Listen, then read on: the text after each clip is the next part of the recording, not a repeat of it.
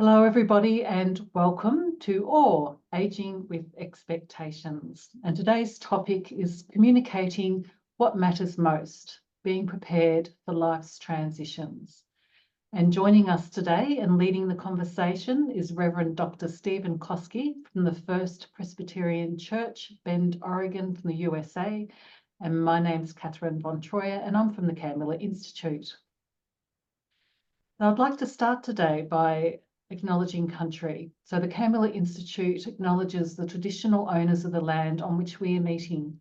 We pay our respects to their elders, past and present, and the Aboriginal elders of other communities who may be here today. We extend this respect to all Indigenous peoples from around the world and to any First Nations people who come across our presentation material. So communicating what matters most and being prepared for life transitions. I'll hand over to you, Stephen, to introduce this interesting topic. Thanks, Kathryn. It's great to be here again and be with you. But what I think is really quite an important topic, but a little challenging. There was a study done, on the bottom of the slide says better mental health. And that's really the focus of these sessions is better mental health. And again, I refer to that marvelous study out of Harvard on the study of adult development, where they were looking at the factors for better mental health. They were looking at the factors that contribute to health and happiness and well-being. The way I would sum it up, they were researching, what really makes a good life. And one of the factors that they discovered as to what makes a good life is knowing it will end. And I think one of the important things in life is a willingness, particularly important things to our own mental health, our own well-being, is a willingness to confront our own mortality. Because confronting our mortality, now that might seem kind of morbid to begin with, but actually confronting our own mortality can lead to a deeper embrace of life, can actually awaken us to the gift of every breath, the gift of every day, the gift of every moment, the gift of every heartbeat. There's a Buddhist saying that says, when we are in constant conversation with death, we are in constant conversation with life. And I think there's a truth to that.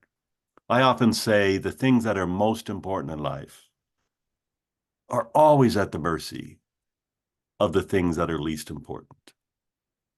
And I think one of the factors to poor mental health, one of the factors to a lack of well-being, is we allow the least important things in life to overwhelm us. We allow the least important things in life to take priority and squeeze out those things that actually do bring our life meaning and purpose and joy.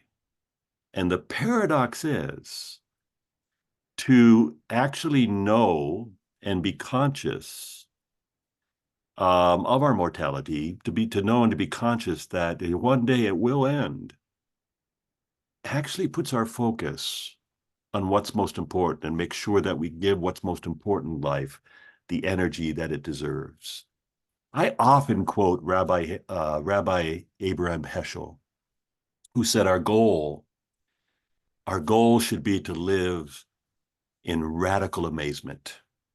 Do you get up in the morning to look at the world and take nothing for granted? Because it's not just another day. This day is a gift given to you. Where he goes on to say to be spiritual, he's not talking about to be religious, but to be spiritual is to be amazed. And it seems that a willingness to be in conversation with death, this idea that we're all going to die, that's the one thing that we all share in common, we're all going to die, can actually lead us to come closer to living our life with radical amazement, taking nothing for granted. remembering what is most important. As you know, I love poetry, and that's the one thing I share very much in common with Dr. Francis Macnab, who launched these seminars and who we remember fondly. But I always say poetry is a language for which there is no defense. And poetry has a way to get at the heart of things. So I just want to share briefly just two excerpts from two poems. One is by Mary Oliver, and it's called When Death Comes. When Death Comes. And Mary Oliver contemplates her death to help her to realize how she deeply desires to live. And this is what she wrote. When death comes, when it's over, I want to say all my life, I was a bride married to amazement. I was the bridegroom taking the world into my arms. When it's over, I don't want to wonder if I have made of my life something particular and real. I don't want to find myself sighing and frightened or full of argument. I don't want to end up simply having visited this world. And the other poem quickly is a poem called Otherwise, and it's by a poet by the name of Jane Kenyon. And Jane Kenyon used this thought that, someday, we can enjoy the things in our life today, but someday it will be otherwise. And she used that as a way to just be grateful and appreciate, the gift of life that she had this day. And she actually wrote this poem shortly before she died of leukemia at the age of 47, almost as if knowing that it will soon be otherwise. And if you could indulge me, it's called Otherwise. I got out of bed on two strong legs. It might have been otherwise. I ate cereal, sweet milks, ripe, flawless peach. It might have been otherwise. I took the dog uphill to the birchwood. All morning, I did the work that I love. At noon, I lay down with my mate. It might have been otherwise. We ate dinner together at a table with silver candlesticks. It might have been otherwise. I slept in a bed in a room with paintings on the walls, and I planned another day, just like this day. But one day, I know it will be otherwise. Kathryn, what do you think of this idea that what makes a good life, to be mentally well, is to know that one day it will end? From a psychologist's point of view, what are your thoughts on that? I think it's very humbling to think that you get to the end of your life and it's the experience that everybody has, and to think and reflect and have a moment of acknowledge that, yes, the end of life will come for me one day, and it provides an opportunity for insight and growth for the now, for what's present right now, and being able to think about things like, what do I want my legacy to be? What do I want that experience of death to feel like? Doesn't have to be too spectacular. It could be a feeling of contentment, and it could be a feeling of of amazement as well, and living each day as it comes. So I think there's an opportunity for insight and growth when you acknowledge that finally you will come to that point where you will die. Yeah, I think you're so right. I think we would have more wisdom to live well if we actually were given permission to talk more openly and honestly about death and what it might actually mean to die well.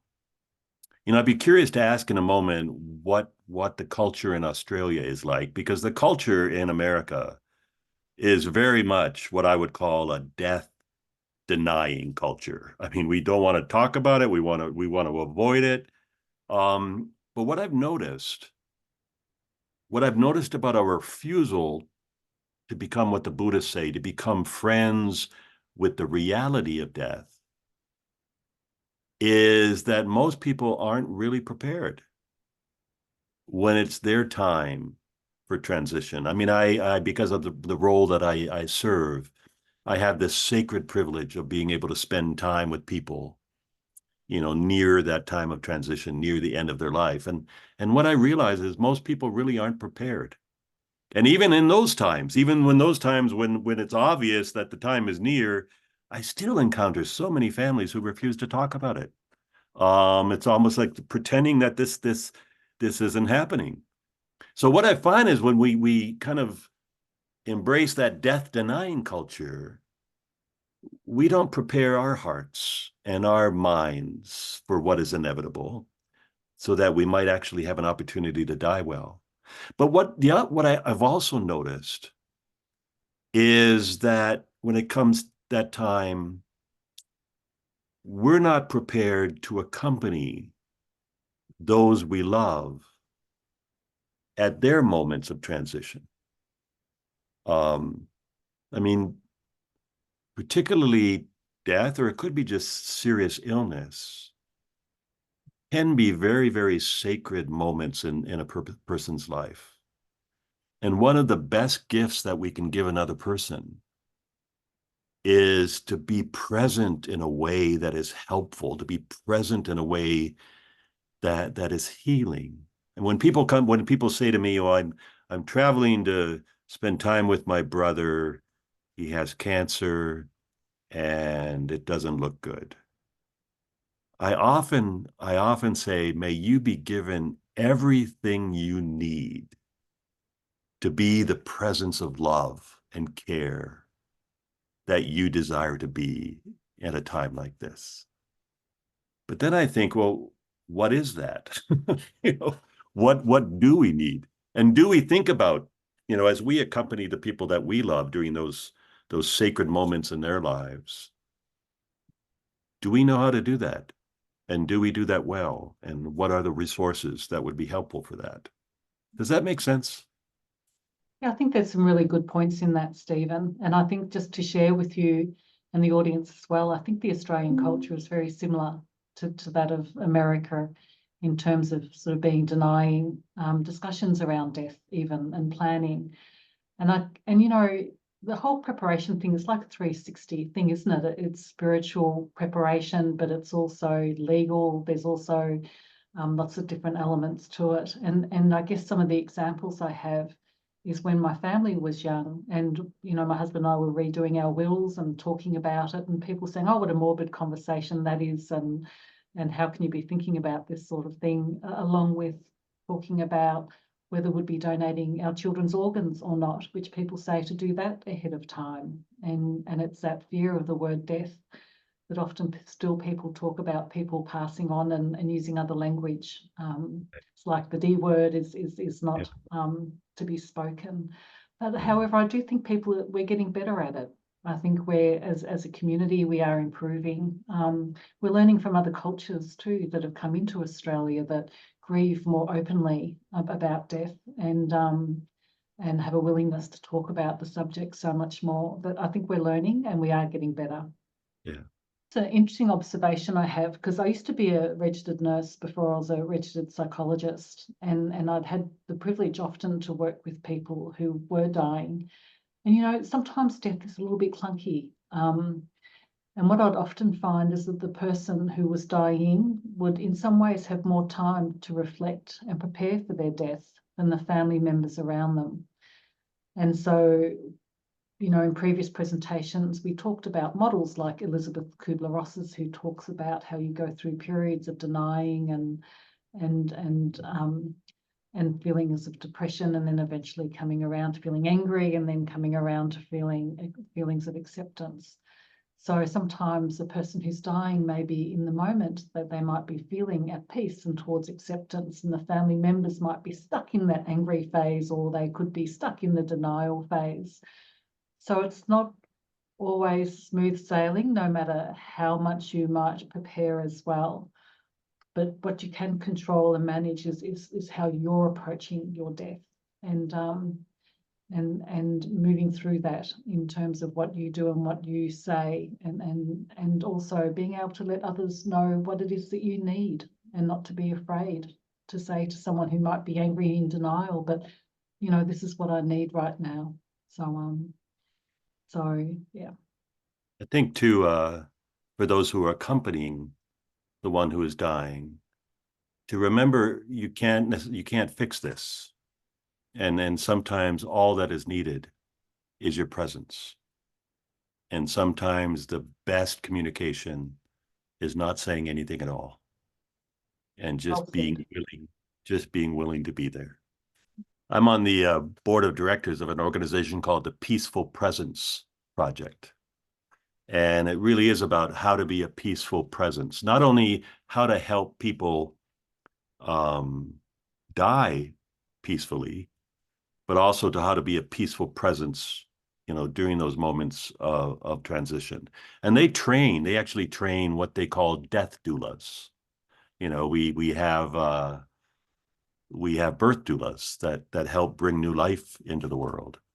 They actually train people to be death doulas, you know, not particularly medical, more focused on being present and tending to one's heart needs, tending to one's emotions. And it's just really, they actually have created, they've created something called, I don't know if you can see this, it's called End Notes.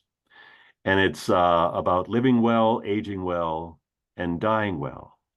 And it's just a beautiful book that helps people. Here's what you should think about before you die. And it goes through all of the things that you should be thinking about, from practical things like your will and legal stuff.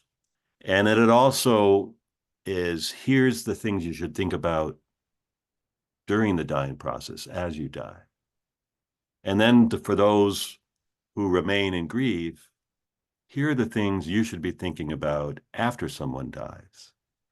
And it's just such a beautiful way to help us face death in such a way that we might kind of be that peaceful presence at the end of a person's life. It just brings to mind the work of Dr. Ira Byock, I think that's how you pronounce that, who's a leading figure in palliative care and the hospice movement in the United States. And he said something that really struck me. He said that what people don't realize is that dying is a personal and a very human event, and not just a medical one. And so often we put the emphasis on the medical part of it all, where he said, unless you're like in the ER or in the ICU, he said most people who die, only 5% of their time is spent with a medical professional of some kind. That leaves 95% of the time spent with the rest of us. But yet how much energy and attention is given to the medical component of it? And again, it gets back to that idea, well, gosh, if 95% of the time is spent non-medically, are we prepared to be present to one another in those moments in ways that are healing and transformative and meaningful? Back to the title of this conversation, are we equipped and prepared to communicate about what matters most in life? I've said this before in my job, as I spend time with people at the end of their lives, which again is a sacred privilege. I've never heard anyone say to me, you know, I want to go back to work. You know, it's all I really care about right now is finishing that one work project, or if I could just have one more dream vacation, or, you know, I love my car. I just wish I could drive my car one more time. All of those things are fine and good, and all of those things are an important part of people's lives. But that's not what people are talking about at the end of their lives. Almost without exception, what people are talking about is love. Who they love, who loves them. And if there are regrets, the regrets tend to be about not loving well enough, not forgiving quickly enough. Not the regrets are about allowing the less important things to crowd out the most important things in life. Any thoughts on that? Yes, certainly. I think that I think sort of feelings of regret and forgiveness can be really important. And I wonder whether what we actually should be striving or could be striving towards is a feeling of contentment. And then if I can't be content, what's stopping this content feeling? Like, what do I need to do in my life? What do I need to embrace or consider? Or are there conversations that haven't happened yet? And so I think being content and working towards contentment is really important.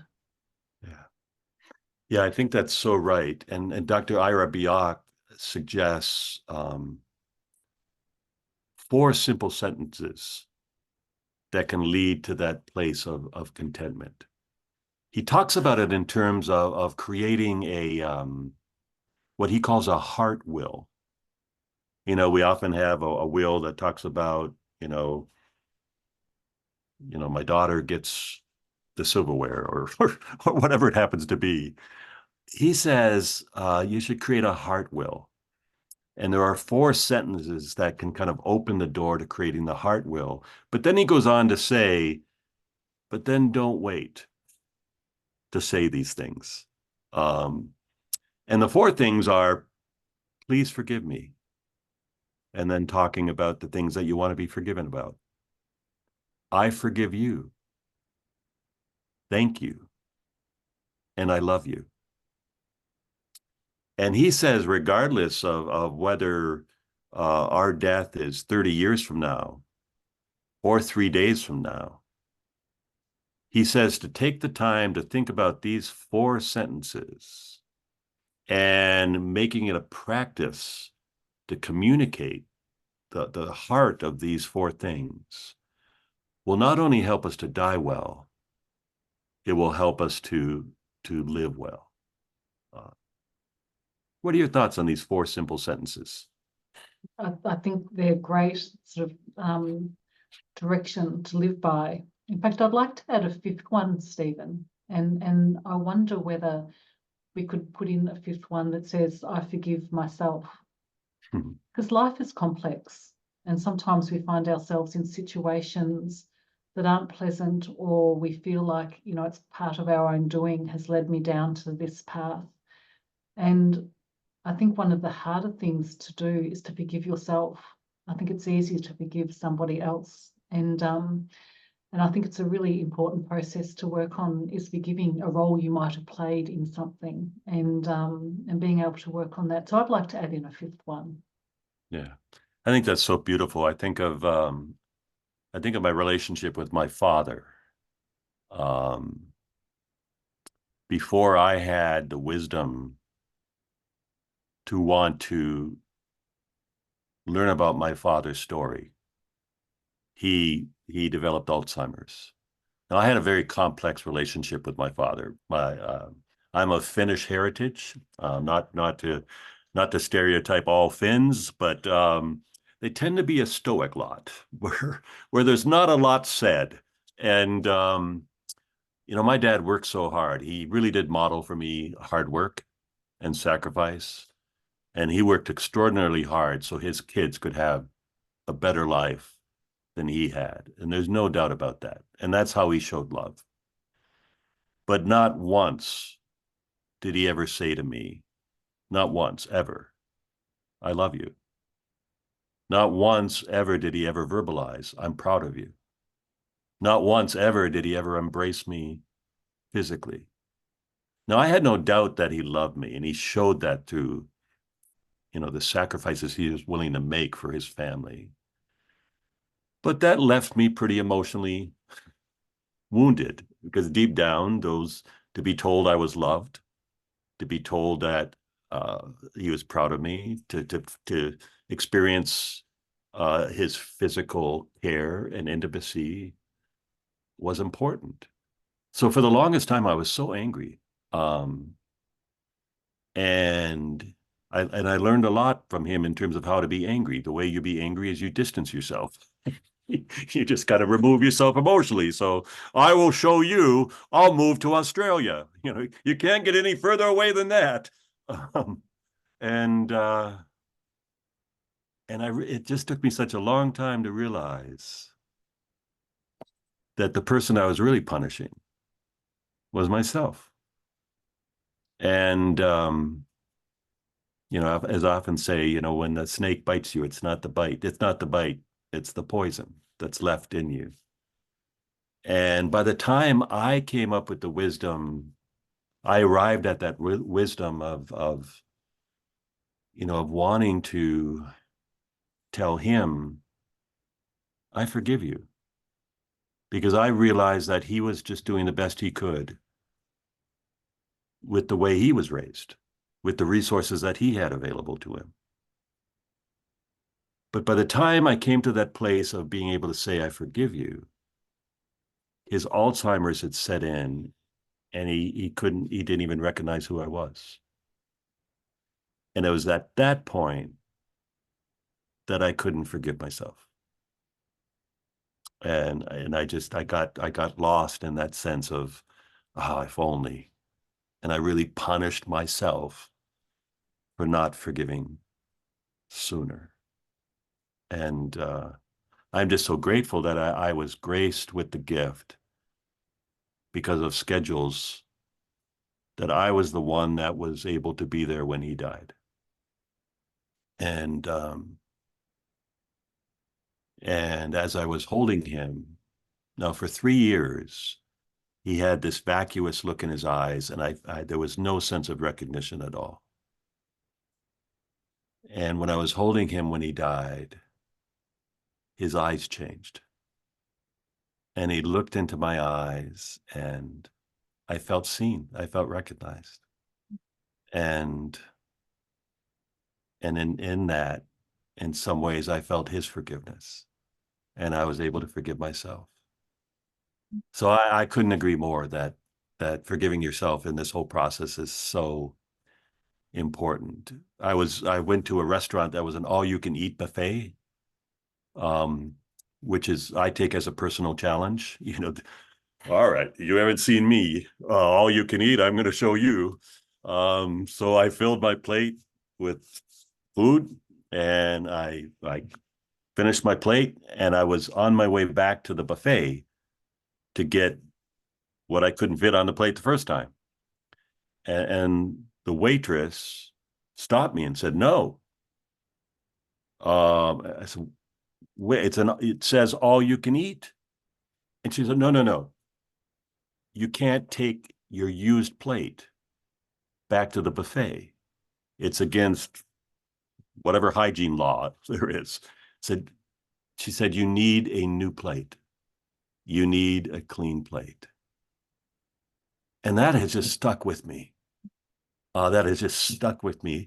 How we enter the buffet of each new day with the caked on grudges and resentments and self-punishment from the days before, and how that prevents us from experiencing again the gift of today, the gift of this breath, the gift of this heartbeat.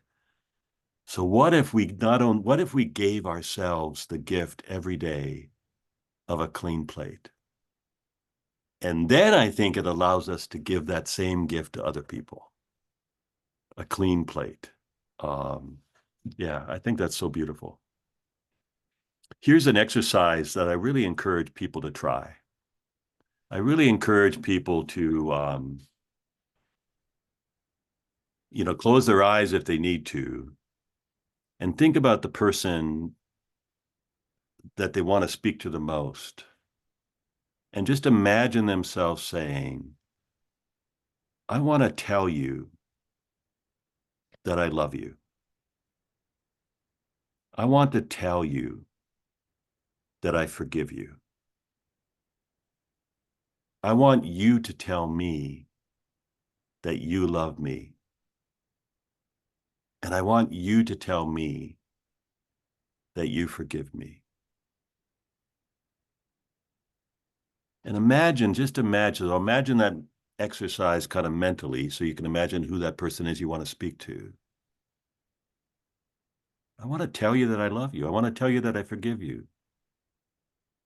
I want you to tell me that you love me, that you forgive me.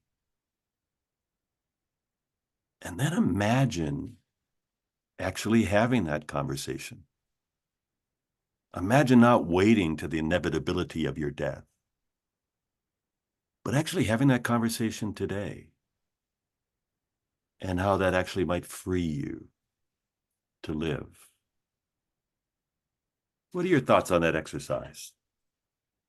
I think that sounds excellent, Stephen. Some really good guidance in terms of the steps to take to work on insight, and also, to work on that feeling towards contentment and amazement, and having a clean plate, and all the things we've talked about today. But I think at the same time, it also takes a bit of courage also to have these conversations with people, because you might be feeling a little bit vulnerable. So it's in terms of not being sure how someone else might respond. So I think I would be encouraging being courageous and fierce, and having that conversation step by step. But really good guidelines, Stephen. Yeah. I'd love to finish. John O'Donoghue is just a beautiful Irish theologian and poet, and he wrote a book of blessings. And this is a beautiful blessing about death in a way. And where he says, may you quietly befriend your death, so that you will have no need to fear when your time comes to turn and leave. May the silent presence of your death call your life to attention. May it wake you up to how scarce your time is, and to the urgency to live. May you gather yourself and decide carefully how you now can live the life you would love to look back on from your deathbed. I'll just repeat that bit. May you gather yourself and decide carefully how you now today can live the life you'd love to look back on from your deathbed. So maybe the best way to make a good life is just to accept one day it will end, and to treat every day and everyone you encounter in that day as a gift. As always, what a gift it is to spend time in conversation with you. Yeah, thank you so much, Stephen. And it's and I think too, thank you for sharing your very personal stories as well. I'm sure people could identify with elements of that as well, and grow from that. As always, just in closing, we really appreciate hearing any feedback that you might have about our oral presentation today. We have an online survey, so your answers are collected anonymously, so do feel welcome to use that. And if there's any topics that you'd like us to talk about in the future, please don't hesitate to contact Stephen or myself in regards to any feedback. We would appreciate it very much. And just to remind you too, that if you'll please feel welcome to donate to the Big Tent, which is about small actions having big impact. So the Cairnmillar's Big Tent project has been in operation for over 30 years and been providing a lot of support to early childcare workers to support the children and families that they work with. So feel welcome to use the QR code to donate. We also look forward to having you join us next month as we discuss the stories of others and working with the people of Guatemala and Papua New Guinea. So we're really looking forward to seeing you join us for that. Thank you so much, Stephen Koski. That's been a wonderful presentation today. And thank you, everybody, for listening in. We look forward to having you join us again very soon. So thank you.